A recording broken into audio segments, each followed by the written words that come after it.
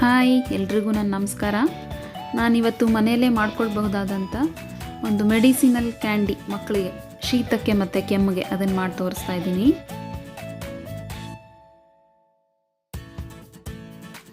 ಇವಾಗ ತುಳಸಿ ಮತ್ತು ಶುಂಠಿನ ಇದರಲ್ಲಿ ಹಾಕಿ ಸ್ವಲ್ಪ ಪೇಸ್ಟ್ ಮಾಡ್ಕೋಬೇಕು.